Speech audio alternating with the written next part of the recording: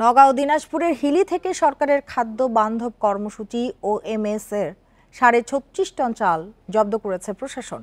গোপন খবরে নওগাঁর রানীনগর উপজেলার আবাদপুকুর বাজারে অভিযান চালানো হয়। এ সময় বাজারের কুতকুতিতলা এলাকার আমজাদ মণ্ডলের মার্কেটে দুটি গোডাউন থেকে 29 টন 310 কেজি এবং পারইল ইউনিয়নের ধোপাপাড়া গ্রামের আশরাফ আলীর বাড়ি থেকে 50 কেজি ওজনে 34 বস্তা 19 কেজি চাল জব্দ করা হয়।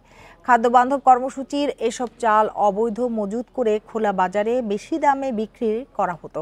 এ ঘটনায় মামলা করেছেন উপজেলা খাদ্য কর্মকর্তা। এদিকে গত রাতে হিলির আলীহাট ইউনিয়নের একটি মিল থেকে 180 বস্তা ওএমএস এর চাল জব্দ করা হয়েছে। এ ঘটনায় নিয়মিত মামলা সহ প্রয়োজনীয় পদক্ষেপ নেওয়ার কথা জানিয়েছেন উপজেলা নির্বাহী কর্মকর্তা। বান্ডেল থাকলে প্রতি সেনমানিতে টাকা বাঁচবে। বিকাশ সেনমানি বান্ডেল কিনে জিতুন প্রতি লেনদেনে।